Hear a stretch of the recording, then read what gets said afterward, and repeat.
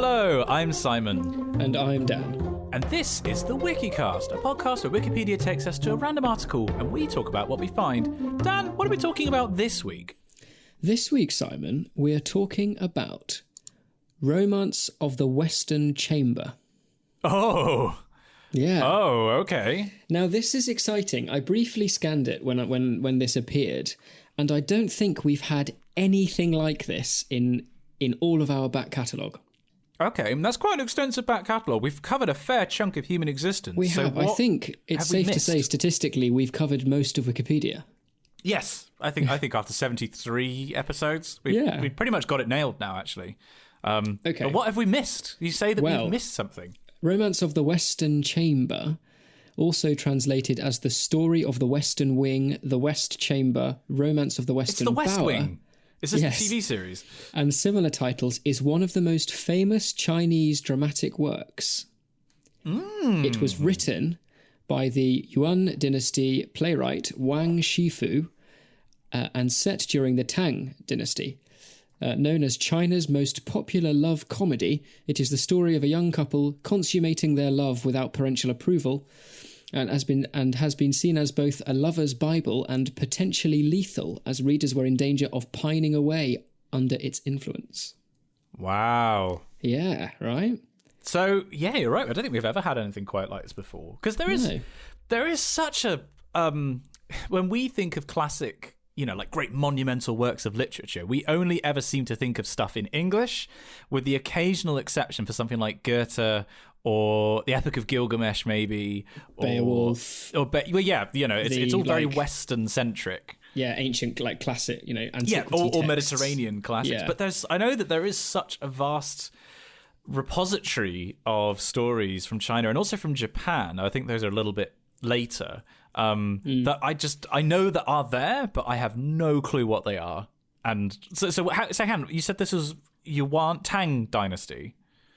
It was written by the Yuan dynasty playwright Wang Shifu, but the play is set during the Tang dynasty. Yeah. Okay, so when was the Yuan dynasty?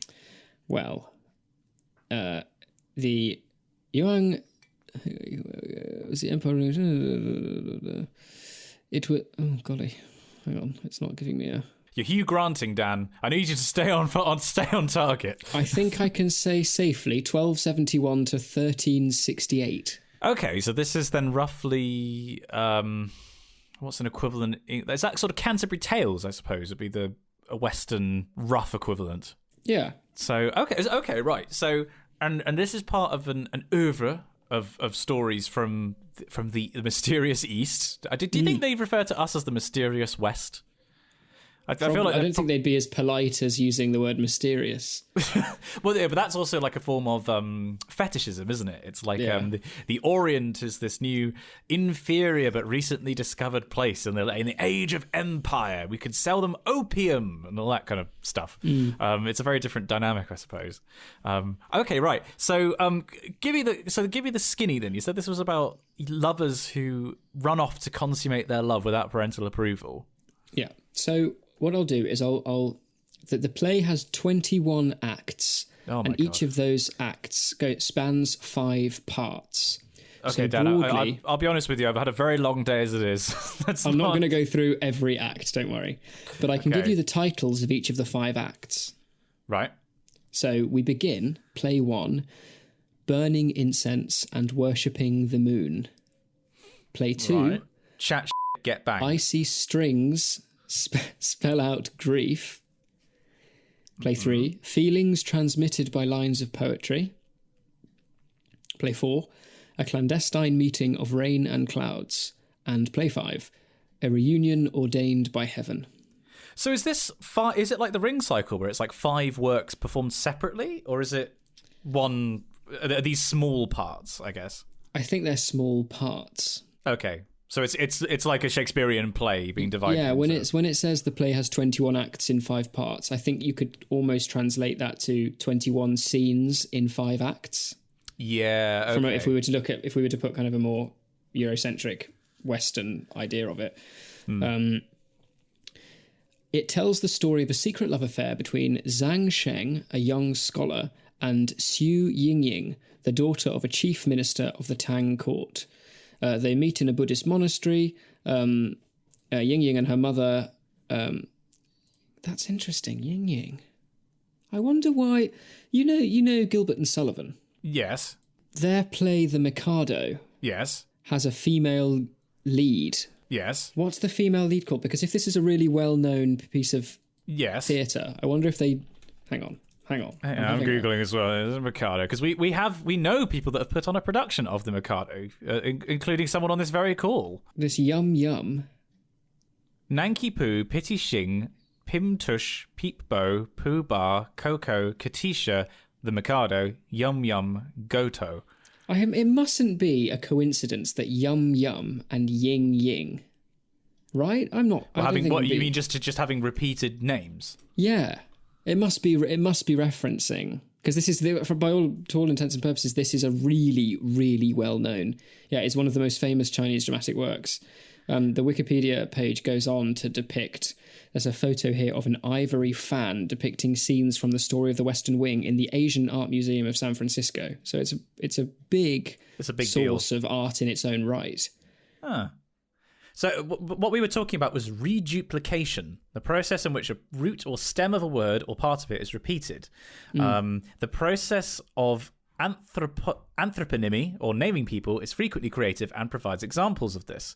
There's some interesting kind of particular examples, like Arabs or others who use Arab naming structure do not have a family name but take their father's name as their last name. So you can get people like, Muhammad, or I suppose there's like the Western version would be like Magnus Magnusson. So maybe it's a similar kind of thing here, where it's like, taking a previous name. Oh God, one of the examples they give is Honey Boo Boo. Golly. From such lofty heights, and now we suddenly descend. Yes. So I was saying, Ying Ying and her mother stop to rest at a Buddhist monastery. Zhang Sheng sees Ying Ying, falls in love with her immediately, but is prevented from expressing his feelings while Ying Ying is under her mother's watchful eye. The most he can do is express his love in a poem. God, imagine if you were so lame as to express your love in a poem, Simon. God, Dan, I can't possibly imagine that. I know, it'd be weird, wouldn't it? I certainly wouldn't want to be friends with him. Bloody hell. Allowed behind the wall of a courtyard in which Ying Ying is lodging. However, word of Ying Ying's beauty soon reaches, and now this is the best name for a villain ever, Sun the Flying Tiger. Oh, Sun the Flying Tiger. I was expecting Sun, something like tiger. Did Something Wong or something, but it's actually like a cool name. It's actually a cool name, yeah.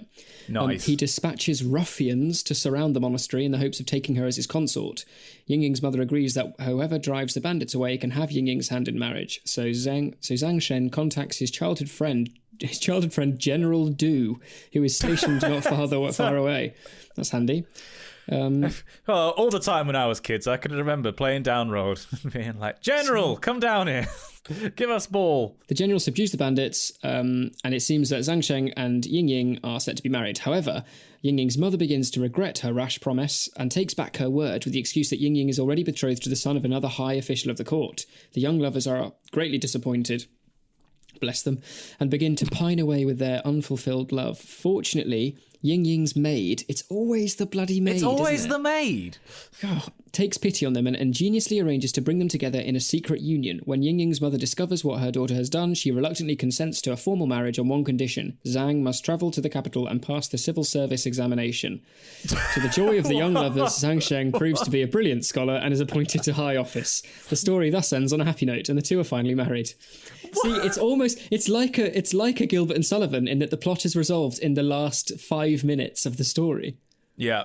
And you can That's just imagine fantastic. it being like delivered as like an on-stage monologue. I mean, like, and Jing Ying went to the capital and did so well at his exams that he comes back on stage with like the graduation cap and gown and like a scroll and and a letter from his employer, the government. Wow, that's brilliant. Like, I'll let you marry my daughter under one condition, that you go and do your driving test. Crazy. So that is the romance of the Western Chamber, an icon, as I'm sure you will agree. Wow. Have you read anything from for that kind of I'm going to group everything together in a very crass way, but like from kind of great Asian literature? Because I don't think I have. No, I haven't read a great deal. I remember I've leafed through The Art of War several times, but I did study No theatre, and that's NOH theatre, which is a Japanese form of like dance theatre. Okay. And it's dates back to the 14th century, but that's really interesting because there's a specific no theatre can only be performed on a specific stage. And the stage is fascinating because under under the floor of the stage there are great vessels, like large bowls, I guess, and they're placed in the floor, and then concrete or whatever is poured around them. So the effect of walking across them creates a specific sound. It's really interesting, and I studied that in my IB theatre, one of my assessments, I think. But it's very, very interesting.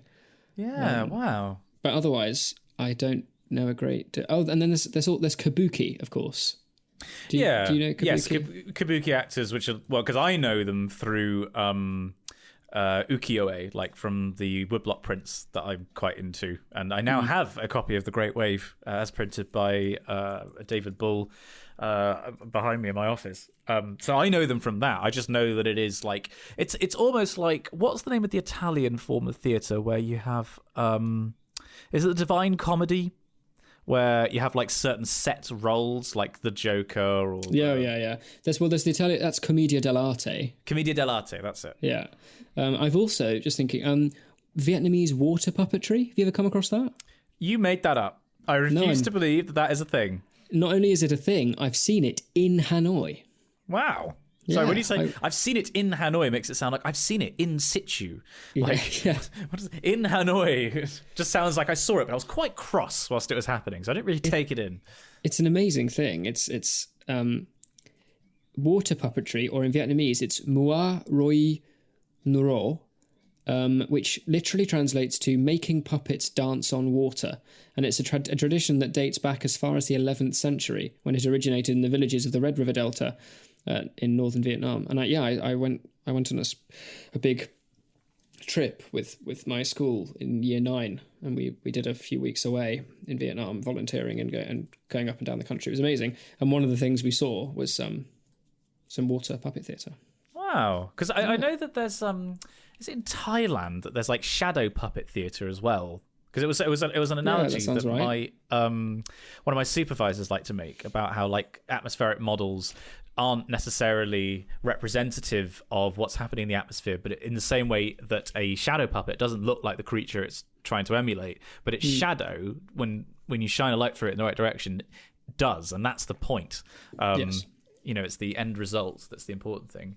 But there must be, because why is it that there's so many interesting creative ways of doing dramatic arts and telling stories visually that we seem to hear about from Asia, but off the top of my head, I can't think of that many from Western Europe.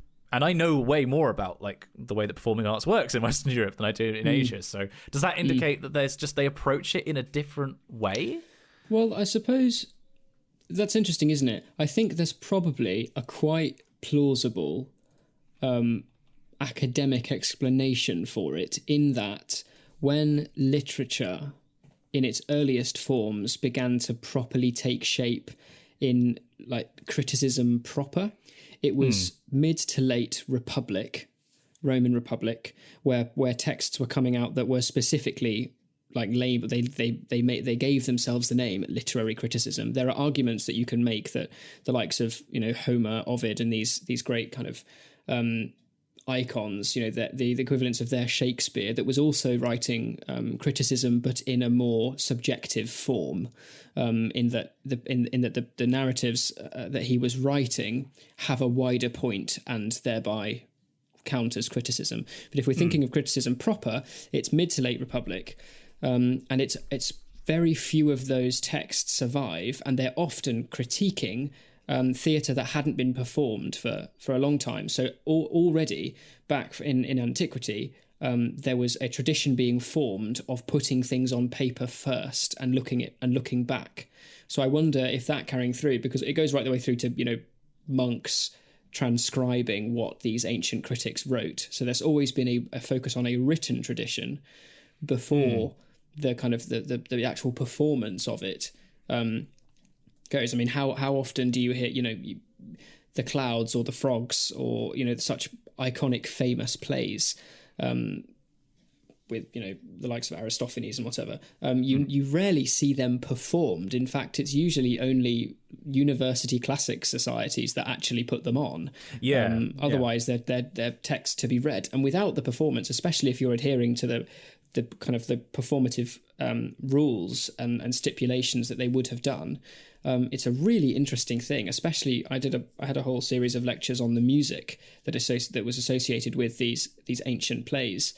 And it's fascinating because it's a whole soundscape that you don't hear anymore. It's a totally really interesting art form. But I guess because everything's been written down, that's why we've got more of a written focus, and we haven't, we can't recall these ancient texts as well as I think as Asian cultures can. But yes, because there's a longer written tradition, isn't there?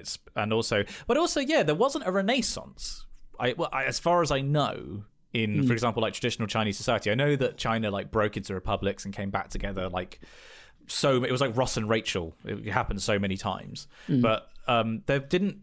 As far as I'm aware, there wasn't like a period of several centuries where the previous sophistication seemed to have been lost. Although, is that actually just a Western false narrative about our own history that between Rome and the Renaissance? Makes sense if it would be, wouldn't it? I don't know enough about the art culture of ancient Asia to confidently say how different or not it was to our own. I think we may be out of our depth here, Dan. Do you know what? It's alarming. We're almost 17 minutes into this, and it's been sickeningly highbrow already. I don't know what's going on. This lockdown is really doing something. We're meant to be producing high quality non-content, not something that's close to quality and content. Yeah, God, sorry. We apologise for this disturbance in our service. Normal service will now be resumed. What have you been up to, Simon? What have you been today, doing? for the past 3 hours, I've been on my Twitch stream, which is twitch.tv/Dr. Simon Clark, and I've been painting Warhammer. So I'm just going to reach for it now. I've been painting specifically a Mordor Orc Shaman, and experimenting with some contrast paint. Did you call it Anna? Very good. That's an Exeter reference for people that don't know who that is. And he looks rather fetching. I'm pretty happy with him. He's unfinished because I spent a fair chunk of the stream basically just showing off my models because it's the first time I've done a painting stream, and I was like, I'm just so excited. So I'm going to do this, I think, every week now. I'm going to be painting on stream and just kind of chatting bollocks. But it was lovely. I hadn't painted for quite a while, and it's such a nice, calm, meditative thing that even though I was on stream for 3 hours, which is kind of tiring, you're basically performing for that time, but nowhere near as tiring as it normally would be because I was doing something that I really like doing. I've been doing that, and then this morning I was editing. This week I've been doing a lot of editing and filming, and also getting back on the piano. I've actually, because Pixel Girl and I have a piano in my office, so I've been trying on my to-do list every day. I built it into the template that I do piano practice every day, and I've been really enjoying it. It's been nice to just make music again. It's actually been quite a long time. But, fantastic. Whereas I tried to order one of the kind of starter kits, Warhammer specifically, so these new Age of Sigmar. Sets. And they're just selling out. They're selling like hotcakes. They're really hard to get hold of. People want the project, don't they? They want something to do in lockdown.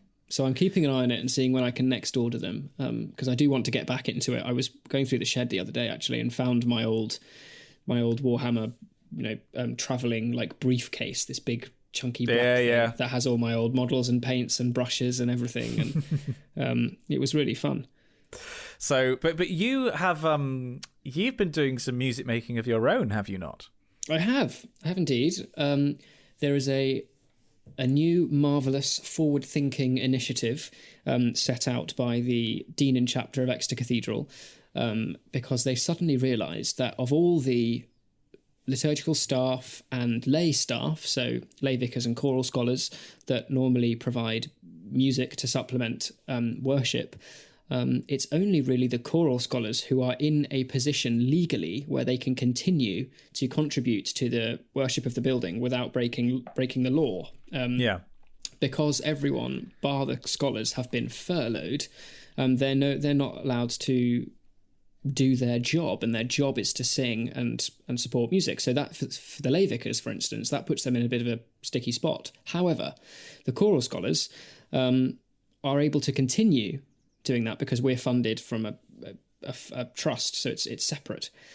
So what we're doing, and we're trialling this week, is every evening, Monday through to Saturday, a different choral scholar has been live streaming or recording and uploading the evening service of Compline from their homes, and it's being broadcast on the Cathedral's Facebook page, so people could have a service every day still, and then the Sunday morning service is left to members of chapter.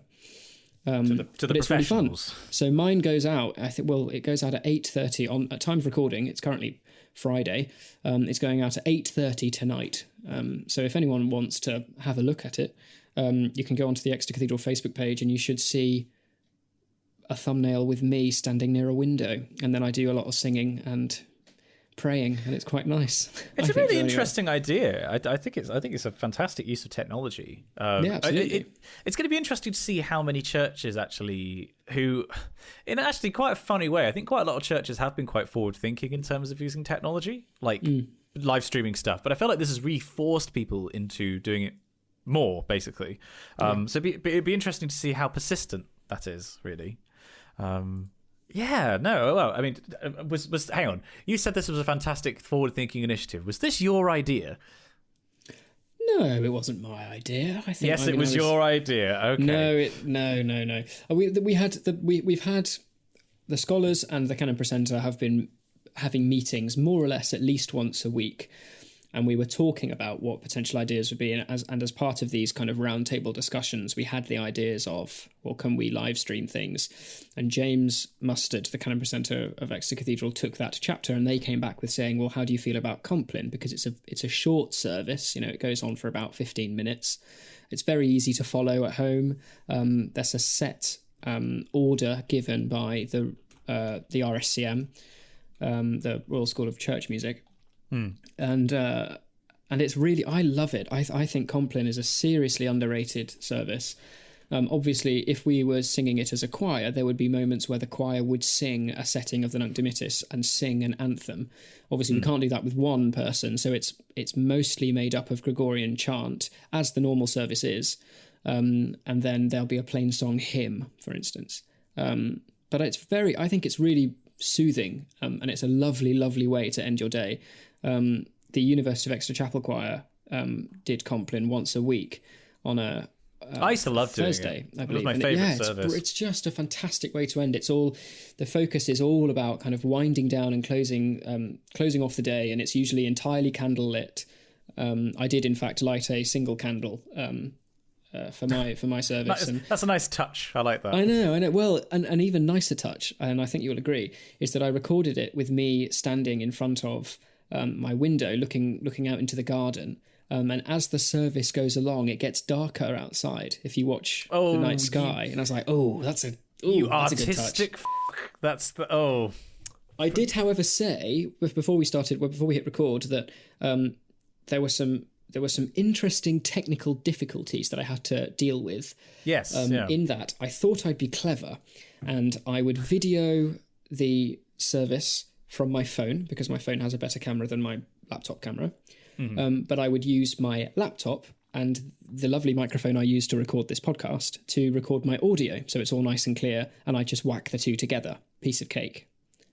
Not so much a piece of cake, because for some silly reason, the way that the codecs work in iPhones is not the kind of the standard is not just the standard. Basically, there is a slight bit of speeding up that happens. So it means that because it's recording at like 44.1 kilohertz as opposed to like 48 or something. Absolutely. Like that. So I was fine at the beginning, but then as soon as I got to about halfway through, and then by the end, it got as far out as maybe a second. Really? Okay. Yeah. So that was really. So what I had to then do was go through. I put the video clip into. I was just editing it on iMovie because I didn't think I'd have to be doing that much stuff, and then suddenly realised I had to do this. So I put the video up into iMovie and then put the audio track from my microphone in. I separated the audio from the video track, so I just had those two together. I then had to split both the audio and video up into different sections and redial back the audio. So it was kind of resetting at a constant speed. And I had to do that, I think, 6 times. But it's really fiddly because you then have to sync up clips again. Over again. And then make sure that the cut that you're trying to do isn't you suddenly like leaping across the screen. You want to try and freeze in one position and then link up in another position. And it was a bit awkward. So there's a couple of moments in the video you'll see where you can see that I've made a cut, but it's simply because if I hadn't, the audio I'd suddenly be mouthing off and nothing would be happening, and then you'd hear me singing. You'd be like, it's an absolute shit, and then it just cuts. Yeah. But I had to do this as well because I don't know if you saw Exeter Cathedral did a video of the choral scholars reading the Passion. Yes, I did, and you were a very dramatic Jesus. Were you not? Thank you. Not only, I mean, it was. I think I gave a suitably dramatic performance, but I tell you what, it was a dramatic process editing the whole thing because trying to sync up 6 different people shouting "Crucify him" at different speeds was a real pain. But I think it came out okay. Yeah, it did. I think it came out very well. It was certainly I'd not seen anyone do anything like that before. It was almost like a radio play version of the Passion. Yeah, it was really fun to edit, I must admit, and I had an ingenious way of doing it so that we were given a script from clergy, and I went through and numbered in ascending order every different line of dialogue, and then asked people to, when they record their parts, record it with their name and then the number of what they're saying. So then when I was editing it together, I could do it as kind of 1, 2, 3, 4, 5, 6, 6, 6, 7, 8, and it was quite easy to see if something was immediately missing or I'd cocked up putting things in the wrong order, That saved time. Dan, I think we're drifting dangerously close to actual content territory. People don't come to this podcast for actual content. They come here for nonsense. They do. Right, speaking of nonsense, what's your choral piece of the week? Double down. And this will be my piece of the week. Drum roll, please.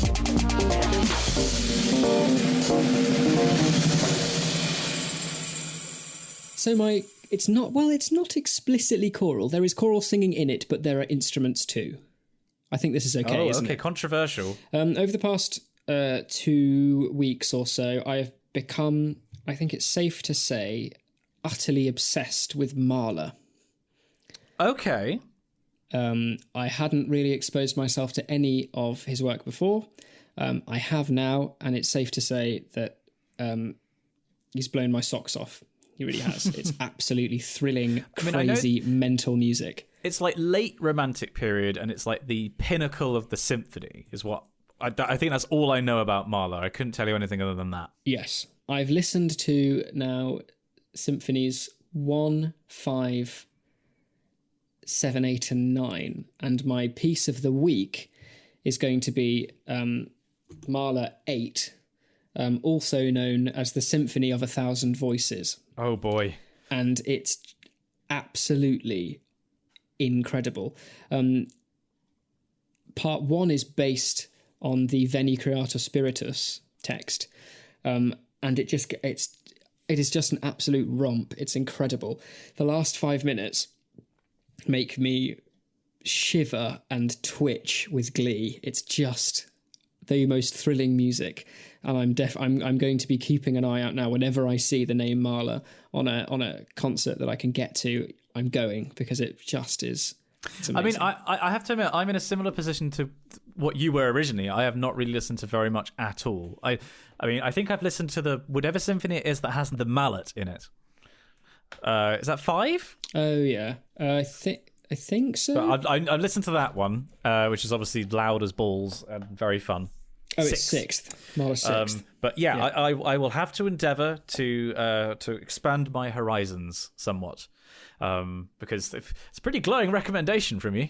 Oh, it's incredible. It's as thrilling to listen to as something like The Path of Miracles. Oh, wow. Okay. Right. Yeah. Sold. That's as high a praise I can give it, I think. I will have to check this out then. Okay, well, that's Mahler just as a whole, really. But no, what was it, Mahler 8? Yeah. Mahler as a whole, but Mahler 8, Symphony of a Thousand Voices specifically. Okie dokie. We'll have to... And I think I'm right in saying that nearly getting his own status as a VIP of the podcast. Can't believe I'm saying it, but Matthew Can, the Right Honourable Dr. Professor Matthew Can, I think has sung it. I think he sang it as a boy, or as a girl. I can't remember, but we were talking about it on a previous choir Zoom, so we might get some feedback from him as to his thoughts of Mahler 8. Wow. Well then. Dr. Professor, well, the gauntlet has been thrown. Right, so Dan, we find ourselves in Critics' Corner for a brief sojourn. What did you just tell me whilst we were between sections? I just mentioned subtly in passing that I might have this evening, about an hour ago, watched the first half an hour of The Tiger King, and I am completely intrigued. It's certainly something, isn't it? And the thing is, episode 1 isn't even that wild, really. No, no. It's when episode 2 is kind of where it really kicks off. But I mean, yeah, it's trash tier television in the sense that it's very clearly partisan, and it's like creating a story that's almost certainly not representative. But it's so fun. It's so good. No, I really need to find a new thing to watch, really, because Pixel Girl and I have been watching a lot of the new Stand Up to Cancer Bake Off, which has been great. And also, do you know a YouTuber called Jay Foreman? I can't remember if we talked about him before. It doesn't ring a bell. So this is the guy that does a bunch of videos that are largely around London. So making videos like, why does London not have trams? Where does London stop? The unfinished motorways in London, this kind of thing. And it's just such a unique style. It's a blending of live action with the traditional kind of two camera, but also comedy sketches and bizarre non sequitur style humor. It's just really funny, and I feel like everybody who hasn't already checked him out, even if you don't live in London or have ever visited, it's still interesting stuff, because a lot of it is about town planning in general. But yes, that's been my watching recently, along with a certain YouTube video which has been on repeat. I'm just going to send it to you in the Discord call now, which is I can't get enough of. I can't remember if we talked about it before or not, or if you've seen this before. Hero Quest is the best game ever made, and anyone who says otherwise is wrong. The best thing about Hero Quest is the miniatures, made in the glory days before Games Workshop had been destroyed from within. There is not an inch of pretentious overcomplexity about them. Any man can tell what they are from 500 yards away, and I know this because I've tested it with a team of Russian ex-Soviet scientists. Oh, yeah, I've seen this. Yeah. So this guy's Bardic Broadcast, who apparently is also on Twitch, but makes a video like once a year, basically. And this man, if you imagine what I look like on the inside, what the Warhammer nerd, the Warhammer painting, reading, video game playing, internet denizen, this is what I am on the inside, is what this guy looks like on the outside, complete with the absurd level of enthusiasm for fantasy role-playing. It's just fantastic. The best thing about Hero Quest is the adventure cards. What you're looking at is exactly the right number of cards to have a thrilling adventure. No more, no less. Is it on a similar level to enthusiasm as when we received our first fantasy fan fiction? Do you remember how excited we both were? And I just started giggling like a maniac. You were like, I love this. I just need to stop you because I love this. Oh, that's the other thing I should have mentioned. I've been playing so much World of Warcraft. It's ridiculous. I knew it. I knew you would fall down this rabbit hole. It's been fantastic. Anyway, keep going. So yeah, I need to. It's like the other thing which I've been watching a lot of recently is the Dine Dasher, a succulent Chinese meal video. What is the charge? Eating a meal? A succulent Chinese meal? Oh, that's a nice headlock, sir. A meal? Succulent Chinese meal. Get your hands off my penis. I see you know your judo well. Ta-ta for now. Again, those are. This is Democracy Manifest. It's the way he rolls his R as well. They're like, this is Democracy Manifest. This is Democracy Manifest. But this is a public service announcement. If you haven't seen either of these two videos, there are links in the description. Sort your life out and watch them. Okay? Yeah, they are fantastic. I think if you just search Democracy Manifest and Hero Quest Unboxed, you'll find them. Oh, and actually, though, that does remind me. There has been one other thing that I've been getting into recently, which is I can't remember actually. Are you a fan of the show Scrubs?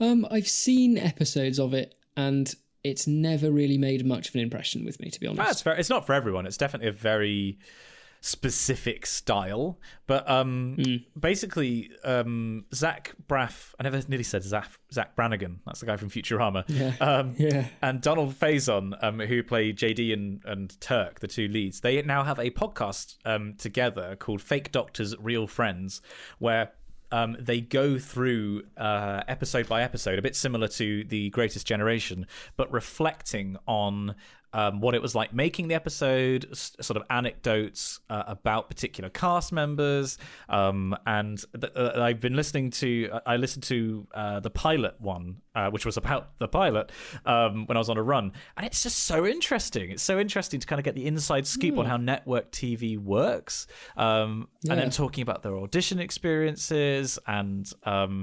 The fact, just to say one story, that Zach Braff, when he found out that he got the role of JD, he was working as a waiter in a restaurant in Beverly Hills, and he'd had like an indie movie come out before, and so he actually had this case where he worked he got this role in a movie, he got his start, but it wasn't enough to sort of start a career. He had to still keep working at this restaurant, and so people would go and see the movie with him in, and then come to the restaurant and be served by him, and these people would be like, "Wait, we just saw you on the screen," like this weird, kind of dissonance. But then when he found out he got the role for Scrubs, he was like. He's told his manager, and she was like, "Oh, that's fantastic! I'm so happy for you." So he was like, "Yeah, okay, see ya." But then he had to work one more shift. He couldn't just drop the shift that he had that night. So he just got plastered and waited tables. And it was just like when people were like, "Excuse me, can I get our entrees, please?" And he was like, "You're gonna have to wait your turn. Everybody, just calm down." Like if you know that there's like no way you're going to go back to the job, then like just go out with a bang, I guess. Yeah, absolutely. But yeah, so if people like Scrubs, it's a really fun podcast. They're obviously such good friends in real life as well, and it's a bit like the Wikicast, but instead of about Wikipedia, it's about Scrubs.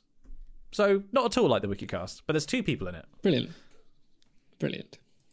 You know what we forgot to do last time, by the way? I don't know if you listened to the episode. Top lad. We're in the arguably the most important section of the podcast. That's Patreon Corner. Important because, of course, we would never forget it. No, you would never forget to be part of Patreon Corner. It's all right. Hang on. I think it's all right. We can save our bacon because last episode was a special episode. We had a guest. We had lovely Hannah joined us, and it was. We were getting very flustered. A right laugh. We stopped to clap for the NHS in the middle of it. We can only remember one thing. We've got a memory of one bit. So yes, But this week we shall not forget. So this is the time in the podcast where we say a massive thank you to those who support us on Patreon. That's patreon.com/the Wikicast. It helps us in so many ways. Not only does it pay for our hosting and any other mental ideas we want to do, like merch or meeting or whatever, but it also pays for our marvellous editor. It's essential. Without the Patreon, without our amazing readers, this podcast wouldn't happen. So I would like to say a massive thank you to those sensible readers among us who are wrong. Top.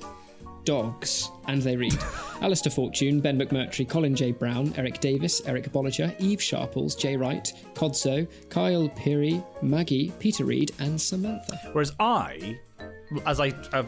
all I ever should really be doing is saying thank you to the wonderful top cat patrons who support us by believing in the true superiority of cats as the household pet of choice and donate $5 a month. And those lovely people are Choco Cat, Christopher Betterton, Cole Mansfield, the one and only Dan Hanvey, Isabel Ostrowski, John Mannion. How many times have I said his name? He's literally been a supporter since the very beginning, and I just flubbed his name. Sorry, John. Kenneth Kuzmirek, Layla Medina, Lewis Watson, Marcin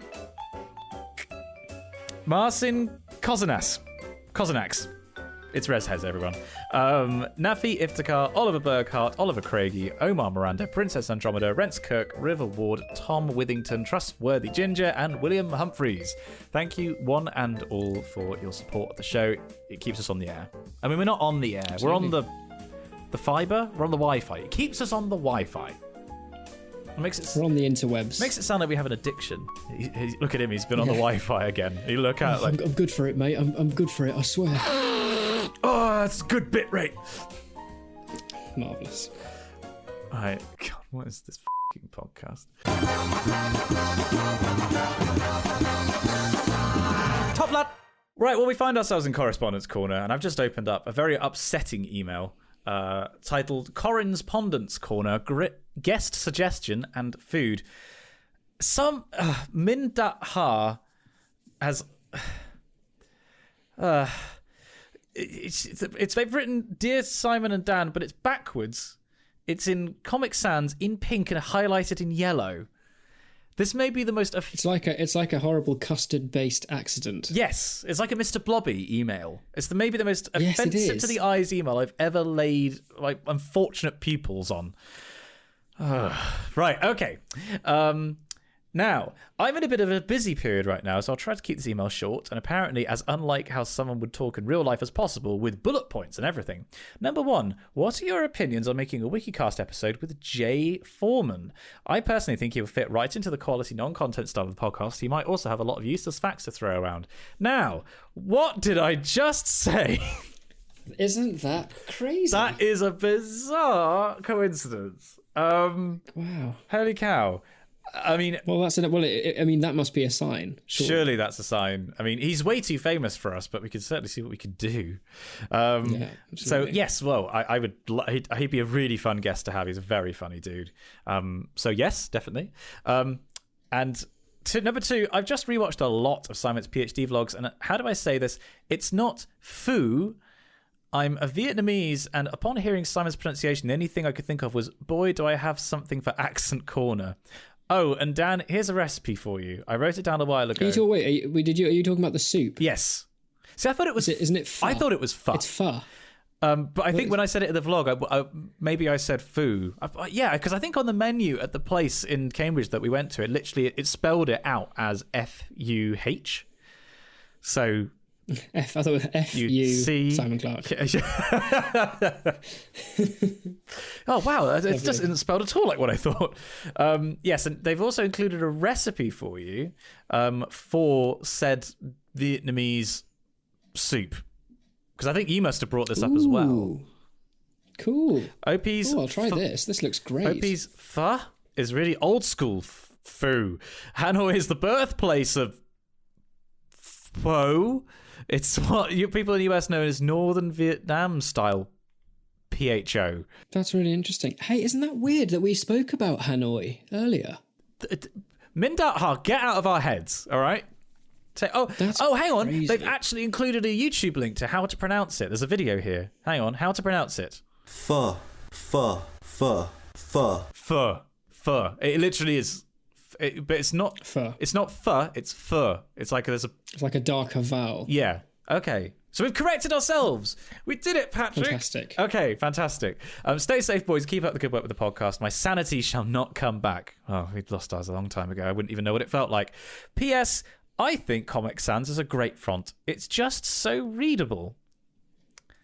Is it possible to ban someone from your inbox? We have an email here from Simone. And they say, Dear Simon and Dan, long-time reader, first-time writer here. I've been following Simon's videos and podcasts for a little over 2 years now, having come across them when I was getting ready to begin a PhD in music in the US. As a musician, flutist, flautist, pianist, choral singer in that order, and music scholar, I always like to hear about what you're up to. It's been interesting to hear about your experiences in isolation. My mum, who is a recently retired doctor, grew up in Saigon during the height of the Vietnam War. Golly, I bet she's got some stories to tell. That involved civilian bombings, 24-hour curfews. Oh, there you go. You're hearing the stories. Lots of food. Yeah. I bet she's got some stories to tell. Oh, here they are. Yeah, settle in. Let me set this one up just to immediately knock it down. It's like you built a house of cards and you put within a nanosecond of the top two going on, you were like... How perfect. She remembers her family buying hundreds of kilos of Story Central this. She remembered her family buying hundreds of kilos of rice at a time. When I talked to her a few weeks ago, just as a pandemic panic really began to go through the roof in the US, she said that, in many ways, this feels scarier than her childhood in Vietnam, mainly the way an illness is more invisible, killer than military-grade weapons, and the way that it's happening literally everywhere. It was a bit of a sharp dose of reality to hear that comparison from someone who was a doctor and who grew up in a war zone. On a more cheerful note, I wanted to thank you for keeping me entertained and a little less lonely during this very lonely time. I live alone and I'm single, and as much as I normally enjoy that, and as much as my day-to-day hasn't dramatically changed beyond simply not going to campus every day, I'm certainly missing the option to go out and spend time with other people in 3D. So thanks for all the high-quality non-content. It's wonderful to hear people talk to the people they love about the things they love. Best wishes, Simone, age 23 and 3/13. Oh, so there's a PS. And a PS, I follow your Choral Piece of the Week feature religiously. That's the idea. Religiously. Oh, very good. And it's either turned me on to or reminded me a lot of great pieces. I was wondering if any thoughts on Charles Ives. I feel a bit guilty for liking his music. He has a reputation for being a bit of a homophobe and misogynist, but I like his instrumental music and his art songs. I've recently been digging into his choral music, particularly the Psalms. Psalm 90 and 24 are the two I've been listening to on repeat. So there we go. So hang on. Is the stuff that we would sing... Is the Ives Missa Brevis Charles Ives? Or I thought it was Grayston Ives. That's Grayston Ives. Right. Yeah, I think it's a different composer. I don't think I know Charles Ives then. Well, perhaps I'm just mixing the two up in my head. But it's like, it's the classic thing. It's like disentangling the composer from the music, and the Wagner issue, like the fact that Wagner definitely inspired a large section of the anti-Semitic movement, but the music itself is not anti-Semitic. It's a tough one, though, isn't it? It's not easy to disentangle the two. We now have an email from Gandar.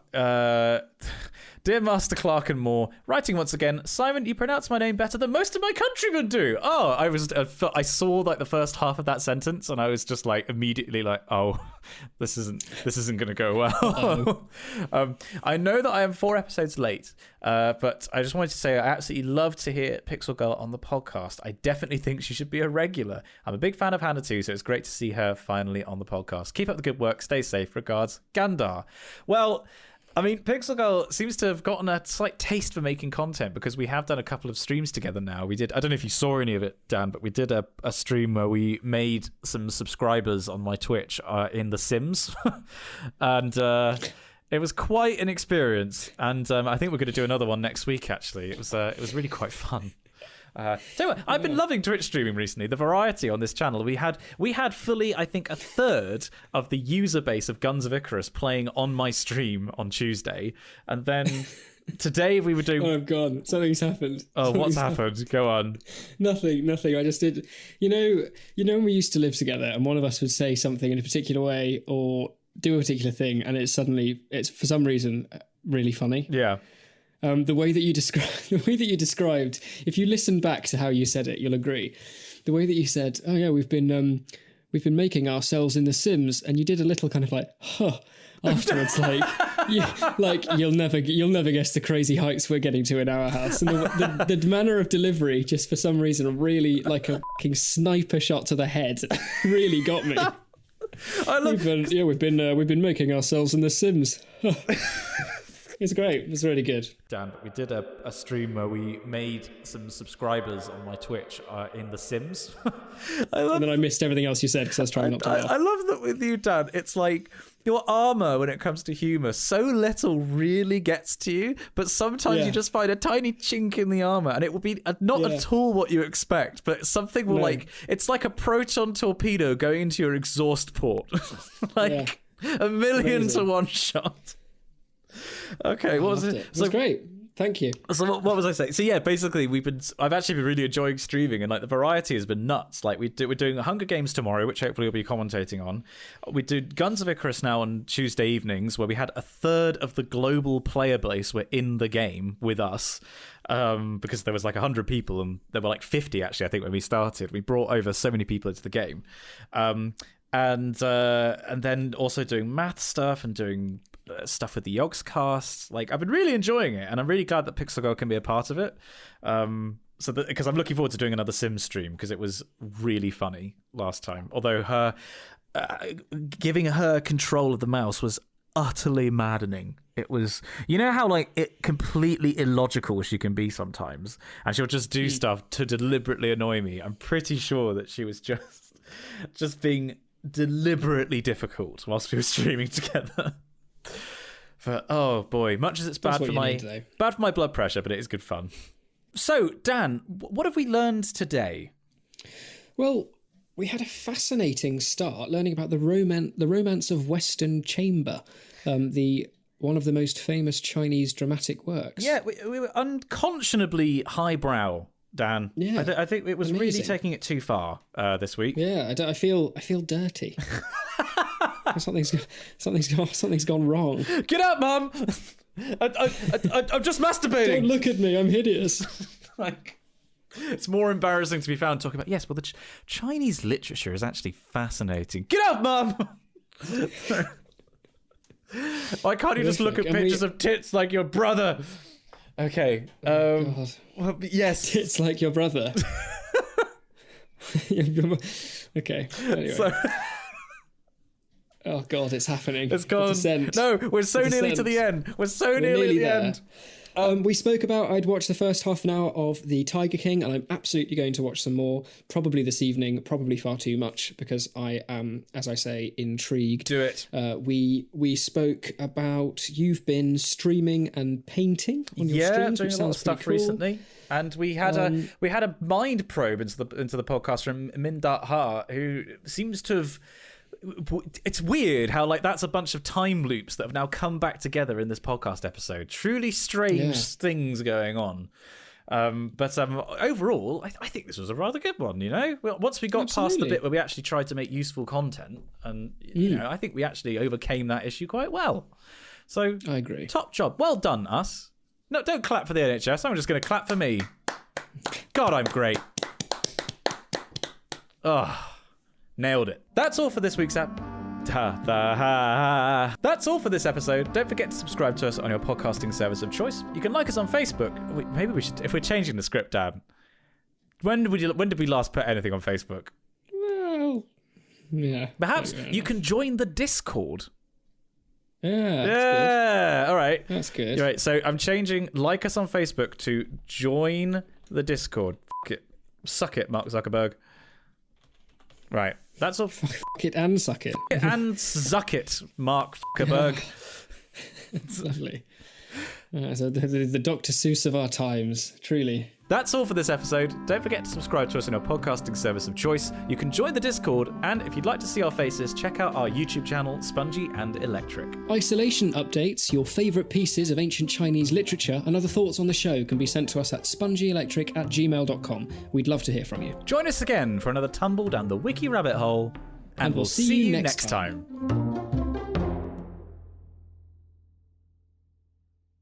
Get your hands off my penis!